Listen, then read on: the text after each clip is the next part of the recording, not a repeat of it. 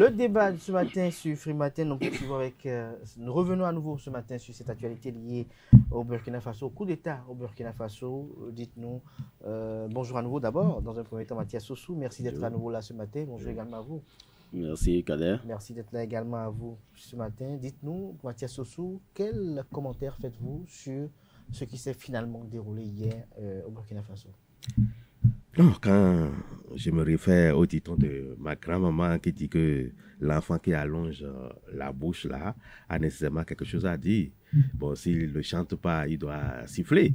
Et quand on a constaté depuis hier matin que les tirs de fusil ont commencé par tonner dans la capitale, Ouagadougou, au Burkina, on a constaté que certainement les militaires sont en train de réclamer quelque chose.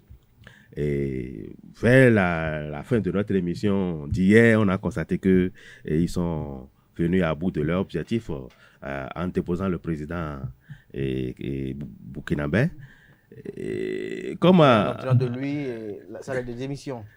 Bon, même s'il démissionne, il refuse de démissionner, ça ne fait plus le problème. L'essentiel est qu'il a été déjà déposé. Il est dans les mains des forces de l'ordre, et au niveau de la gendarmerie, je crois. Et ce qui est sûr, ce n'est plus lui qui dirige le pays, c'est un certain Damiba Sandaogo qui dirige le pays aujourd'hui avec ses collaborateurs. Et je crois que nous ne pouvons que, en tout cas, constater les faits parce qu'il ne nous revient pas à nous d'apprécier, de dire c'est bon ou c'est mauvais. Je reviens dans un instant. Dites-nous, Constant, est-ce que le mobile du coup d'État est valable selon vous? Le mobile ne peut pas ne pas être valable. C'est pour ça que je parlais ici d'anticipation. Je parlais d'anticipation. Quand le mouvement a commencé, vous avez vu, le mouvement a eu lieu dans plusieurs casernes. Si c'était dans une seule caserne, on aurait exploité les autres pour étouffer ceux-là. Mais quand c'est dans toutes les casernes, ça veut dire que déjà au niveau des forces armées, le mouvement est généralisé. Vous voyez, et ils manifestaient dans les casernes et les populations les soutenaient en dehors des casernes. Donc les militaires sont décidés, les populations sont décidées. Le chef de l'État devrait savoir qu'il y a quelque chose réellement qui n'allait pas parce qu'il n'y a plus personne sur qui il faut compter. Parce que quand les militaires prennent, c'est la société civile, c'est les populations qui disent non, ça ne peut pas se passer comme ça. Au Bénin ici, on a toujours défendu les coups d'État. Parce qu'on dit, mais qui défend, c'est la société civile qui défend pour dire non, dans notre démocratie, on ne va plus jamais connaître des coups d'État et tout ça. Un militaire qui veut un jour peut toujours penser. Mais quand il voit que les populations qu'il aspire à diriger ne sont pas d'accord avec l'arrivée de militaires au pouvoir, il ne le fera pas. Donc, la situation était mûre pour qu'on en arrive à là où on est arrivé. Et quand les militaires commencent par réclamer, et ils n'ont pas réclamé des faveurs, ils ont réclamé des droits.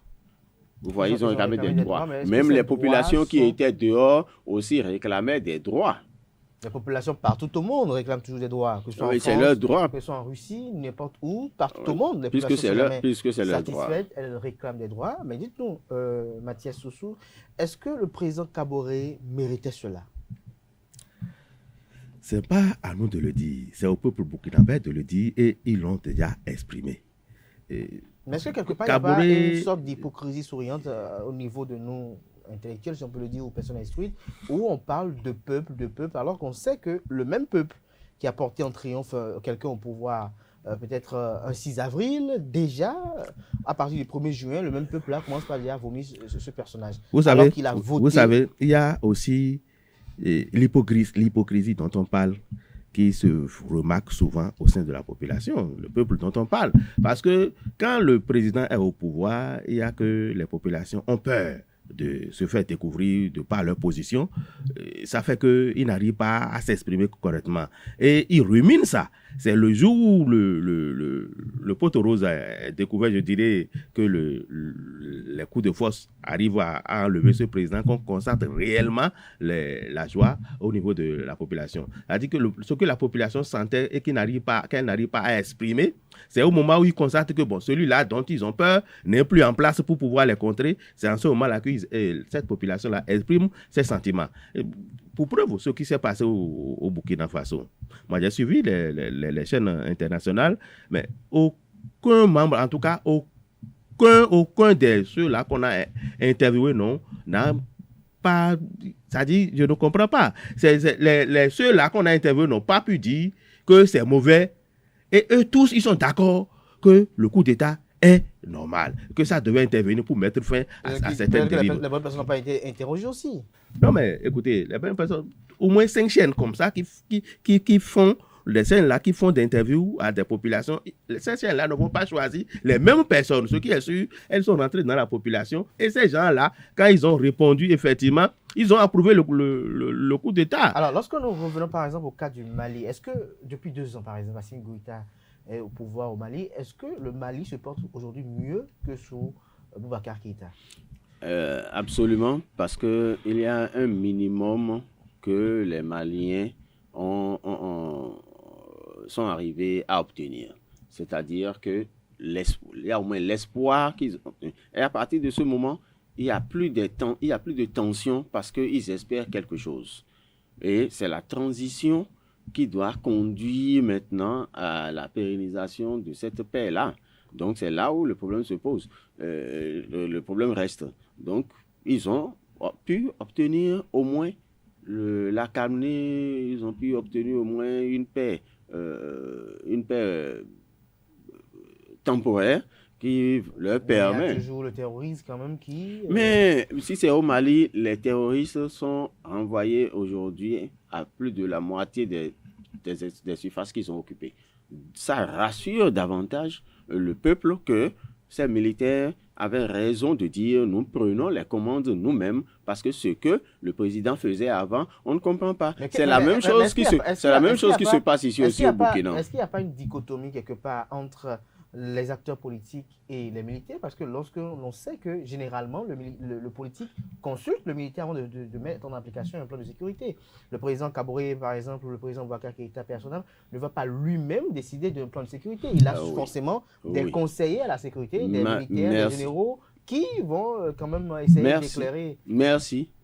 Ce que nous constatons souvent est que ceux-là qui entourent le président à un moment donné commence par ne plus lui dire la vérité parce qu'il pense que quand on a beaucoup de galons sur les épaules et qu'on a beaucoup de médailles à la poitrine, on peut donner les ordres et on peut terroriser même les autres parce que dans l'armée, c'est exécution avant réclamation.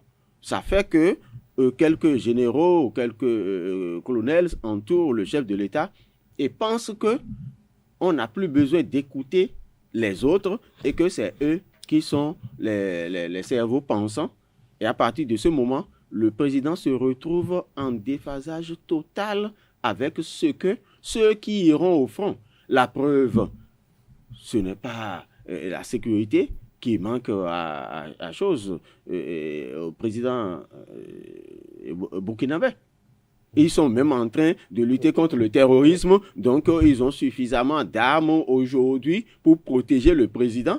Mais pourtant, vous avez vu comment... Il y a eu une fusion de sang quand même. Non, pas du tout. Oui, il y a des images qui circulent où on voit des véhicules de garde-corps où ils sont imbibés de sang. Mais ceux qui ont voulu se livrer vont se livrer. Mais à la présidence, comme on nous le déclare souvent, on a déclaré qu'il n'y a pas eu de décès. Maintenant, s'il y a des militaires qui s'agitent, un peu comme au Mali aussi, il y en a qui se sont agités. Oui, comme en Guinée, on leur a demandé. Il a été agité ou bien c'était tort. C'est ce que je dis. Quand le général qui commande la garde républicaine commence par dire qui sont ceux-là. Allez, il faut les éliminer pour mettre de l'ordre, sans savoir ce qu'il y a derrière. C'est Doumbia qui montre ses Mathias Ossou, dès que j'appartiens à la garde républicaine et que je vois mon président être attaqué par peut-être des militaires même du pays, donc je dois tout de suite jeter les armes et ne pas accomplir ma mission. Alors, quelle est mon utilité? Il y a un passage dans notre constitution qui parle des conduites à tenir par les militaires quand il y a de ces cas-là. Quand il y a que, à un moment donné, il faut défendre le peuple au lieu de défendre un seul individu. Il faut choisir. C'est le peuple qu'il faut protéger.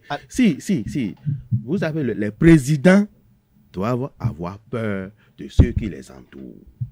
Ils pensent que quand ils sont présidents, ils nomment ceux qui sont proches d'eux, qui les protègent. Toi, tu es quelqu'un, tu es protégé par quelqu'un. Celui qui te protège, lui, là, l'âme. C'est lui qui a ce avec quoi il peut te tuer. Et quand il sait que lui, à ce niveau-là, il a des avantages, il ne voudra pas que d'autres personnes s'approchent de toi. Et même si ce qu'il fait est mauvais, il va toujours te montrer que, ou bien ce que toi tu fais est mauvais. Et il devait quand même te les reprocher. Il se fait que les avantages que lui a au niveau de sa garde font qu'il ne peut pas te le dire. Parce que s'il te le dit, toi, tu vas trouver qu'il est un trouble fait. Donc, il ne respecte pas, il n'écoute pas les gens, il n'écoute pas les conseils. Donc, tu vas vouloir l'enlever. Pour cela, pour préserver quand même ses acquis, ses avantages, il va toujours te mentir. C'est ça qui fait que quand, au niveau de la garde présidentielle, quand il y a de ces coups de feu qui commencent par retentir, vous savez, automatiquement, ils se rendent parce qu'ils se disent, ah non, moi, je ne vais pas, au risque de ma vie, là, sauver le président, en voulant sauver le président, perdre ma vie. Alors, c'est ce qui arrive souvent. Alors, conseiller Odéon, ce coup d'État replanche ou remet sur la table cette question d'actualité liée quand même à cette volonté des militaires de vouloir quand même vouloir restaurer l'ordre constitutionnel, vouloir rétablir la démocratie, les libertés. Il y a de cela plusieurs années, plus de 30 ans, que la plupart de ces pays-là ont effectué des transitions démocratiques où, normalement, dans cette période, nous ne devons plus assister à de pareilles situations. Alors, est-ce que, selon vous, les coups d'État constituent la solution? Est-ce que le fait que le militaire prenne le pouvoir sur la base de revendications plus ou moins légitimes fait que la solution serait agréable, tout en précisant, en vous rappelant que quand nous prenons par exemple le cas de la Guinée, Alpha Condé, lorsqu'il prenait le pouvoir, il était véritablement porté en triomphe, il était pris comme quelqu'un qui quand même devait quand même porter le pays dans des lendemains assez meilleurs. Je vais dire que l'histoire est en train de bégayer. L'histoire est en train de bégayer parce qu'on n'a plus jamais pensé que les militaires allaient revenir dans le système de cette façon-là. Parce que le vent démocratique a mis en confiance les peuples. Et ils ont fait confiance aux intellectuels qui viennent de trahir encore sur toute la ligne ce peuple-là. Je fais un constat. Avant, quand il y a coup d'État, vous allez voir que les populations se rangent, se calment parce qu'ils se disent, ces gens-là, ils sont contre nous. Mais aujourd'hui, partout, il y a coup d'État. Aujourd'hui, en 2021 ou 2022, les populations et les militaires sont ensemble. Est-ce que c'est pas le flux d'émotion? Est-ce que c'est pas le flux? Non, mais s'il y a flux d'émotion, ça veut dire qu'il n'y a pas de fumée sans feu. Ce n'est pas l'émotion. Ce n'est pas l'émotion. Les populations ont compris que ceux-là qui on a placé notre confiance pour leur confier la gestion du pays depuis 1990, ils ont trahi la pensée de la population. Alors, Mathias Soso, je me retourne vers vous. J'ai deux questions précises. Oui. Lorsque je prends la France, les populations ne sont pas contentes de Macron.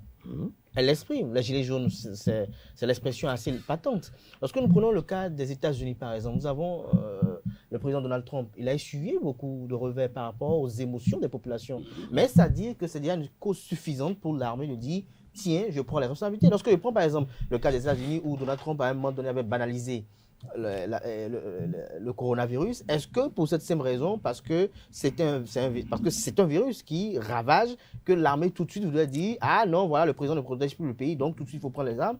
Est-ce que en France, lorsque les gilets jaunes battaient leur plein, étaient véritablement assez vivaces, est-ce que pour cette même raison, l'armée française va prendre cette décision et dire bon voilà, nous prenons le pouvoir, puisque pour la plupart du temps, nos démocraties puisent la légitimité de ce modèle-là. Les deux exemples que tu viens de prendre là m'édifient. Quand on prend la France, il y a la tradition de ces deux pays-là qui ne permet pas aux militaires de prendre le pouvoir comme ça. Vous allez voir aux États-Unis, quand Donald Trump a fait ses désordres, quand il est allé aux élections, mais on l'a battu.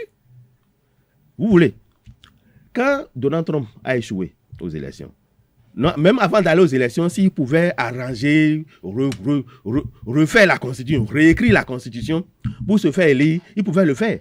Mais les contextes américains ne permettent pas à Donald Trump de réviser la Constitution, bien de faire quoi que ce soit pour organiser une élection où lui seul sera candidat, parce qu'il savait que si l'autre se présentait en face de lui, il pouvait le battre.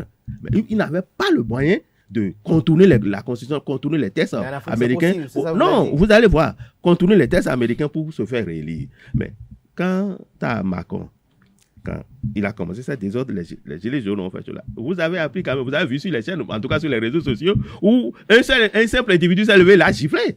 Vous avez vu ça? Ben, c'est le mécontentement Justement, qui a conduit à ça. Oui, quand il a exprimé ça. Est-ce que c'est suffisant?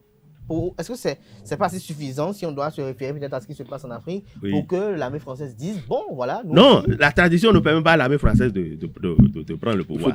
Il faut le dire tout simplement que il parle de tradition. Est-ce que vous ne pensez pas que le mal est plus profond et plus sismique que ce que nous pensons? Est-ce que c'est pas nos modèles politiques africains qu'il faut véritablement revoir et non s'en prendre aux hommes, parce que le système est tel.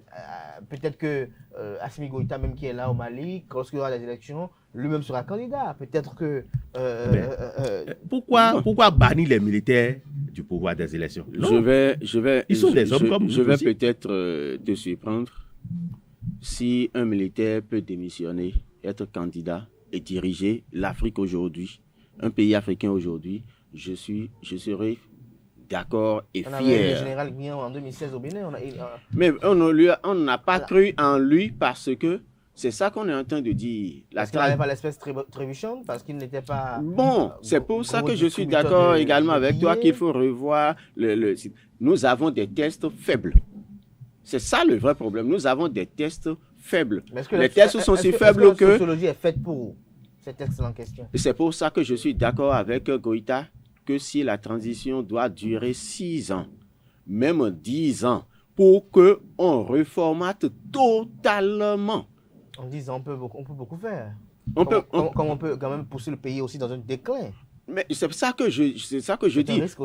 Quand on a vu Goïta, il a commencé par consulter les différents corps de la société. Il a commencé par consulter les différents corps de la société. Sinon, Goïta avait annoncé un peu que la transition va durer 6 mois ou quelque chose. Mais quand il a commencé par les consulter avant de constituer son gouvernement, il a constaté que chaque corps dit il faut corriger ci, ça, il faut corriger ça. Je dis, aujourd'hui, tout pays africain. Mais est-ce que vous savez que si on doit voir tout ce qu'il faut corriger jusqu'à la nuit des temps, jusqu'à la fin, on va toujours corriger les choses? Non, mais nous avons pris 10 jours dans ce Bénin-là. On a organisé les élections en 5 ans dans ce pays. Oui. Et pour aller aux élections, l'actuel président a dit qu'il lui faut seulement 5 ans pour changer tout ce qu'il veut. Il s'est préparé. Il a fait un programme de société. Il a tout fait avant d'accéder au pouvoir. Mais quand il a accédé au pouvoir, il a constaté que en 5 ans, non, ce n'est pas ça. En 5 ans, il ne peut pas réaliser tout ce qu'il a promis. C'est pourquoi il a demandé à revenir. Justement, maintenant, l'autre qui ne s'était pas du tout préparé au pouvoir, qui constatait seulement les dégâts, qui s'est levé un jour et avec l'appui de ses amis, ils ont pris le pouvoir pour régler les choses. Il faut un certain temps. Il faut leur donner du temps. Les autres institutions de la CEDEAO qui les condamnent, comment eux aussi ils font. Mais le Burkina était avec eux au départ. Kaboré était avec eux au départ pour donner les sanctions à ces choses-là. Mais au lendemain, Kaboré se voit écarté maintenant. Les autres confrères qui vont se retrouver, les autres présidents qui vont se retrouver à la CEDEAO, comment ils vont se regarder? Eux aussi, maintenant c'est avec la peur dans l'âme qu'ils vont se retrouver pour dire que nous allons prendre ci, nous allons prendre ça comme sanction. Ce qui est sûr, vous rappelez un confrère chez nous ici a écrit quand même que les présidents les plus mal élus se sont réunis à Cotonou mais ça lui a valu une sanction. En principe, c'était la pure vérité qu'il avait dit. Alors, quelqu'un a écrit sur les réseaux sociaux que ces chefs d'État également sont victimes aussi de la désacralisation de l'armée, parce qu'on estime que l'armée, c'est quand même un registre particulier. Le processus d'accession des grades, c'est quand même établi, mais on a constaté que l'armée a été politisée à un moment donné, de part et d'autre, où on veut promouvoir que les siens, on veut tout de suite ramener quelqu'un qui a peut-être une petite expérience à apporter le grade de colonel en créant des frustrations plus ou moins légitimes. Et donc, certains estiment que tout cela également fait partie des véritables causes endogènes de ces révolutions des militaires de part et d'autre. Parce qu'il y aurait des militaires peut-être qui ont été injustement mis de côté, peut-être parce que dans cette crise par rapport au terrorisme, il y a tel militaire qui est plus indiqué, plus approprié, mais peut-être parce qu'il n'est pas proche du chef d'État, parce qu'il n'est pas politiquement proche du chef de l'État, on l'écarte et on préfère peut-être faire face à des novices? Vous avez vu le cas d'Addis Camara, c'était un peu de l'agitation et très tôt, il est parti. Ça veut dire qu'au niveau des militaires, ça pense très, très, très, très bien. On pense que c'est des gens qui ne réfléchissent pas, mais ils sont très, très organisés. Donc, si un régime... Mais est-ce que nos armées ont toujours cette valeur pour réfléchir aujourd'hui? Oui, parce qu'on a comme l'impression que dirigeants banalisent. La discipline de l'armée, il y a 20 ans, il y a 30 ans, n'est plus la même aujourd'hui. Oui, parce que... le général Mathieu Kérékou, parce que ceux qui sont au pouvoir, ceux qui gèrent le pouvoir, ne sont pas des militaires. Ils ne sont pas des gens. Kérékou connaît le Celui corps, qui est militaire, c'est comment les tests qu'il faut, en tout cas qui régissent l'armée, comment il faut faire avancer les militaires. Mais celui qui n'est pas militaire, quand il vient au pouvoir, ben, il ne les considère pas. C'est comme si on leur donne les grades là, c'est juste pour avoir de l'argent, leur salaire, pour faire leur salaire qu'on sort. Donc, pour le militaire, lui, il est rigoureux. Il y a des gens, en tout cas quand vous avez l'habitude d'aller parmi les militaires, ceux-là qui évoluent, on le sait. Dans 50 ans, 10 ans, le grade qu'il doit porter, on le sait. Mais aujourd'hui, quand un civil est au pouvoir, quand le gars lui fait en tout cas, il propose des actes qui l'avantage, il appelle seulement, il lui donne de grade. Alors, ce n'est pas normal. C'est ce qui fâche davantage les militaires. Un petit qui est venu dans l'armée seulement hier, toi tu étais là depuis... Lui, il vient, parce qu'il est proche du président ou bien il est proche du pouvoir, on l'avance au détriment de celui qui était là depuis, qui devait avancer. Ça peut fâcher, mais ils ne disent rien. Nous allons voir un peu ce que cette journée va nous révéler au niveau du Burkina Faso. Merci pour vos différentes analyses, quoique discutables. Merci à vous, Mathias Soussou. Je rappelle que vous êtes directeur de publication du quotidien Le Gongoneur. Merci également à Constant Yaouédéon, directeur de Radio Planète. Merci à toutes et à tous pour l'attention. Free Matin se poursuit. J'installe à présent Anel Dou qui vous présente la page des sports.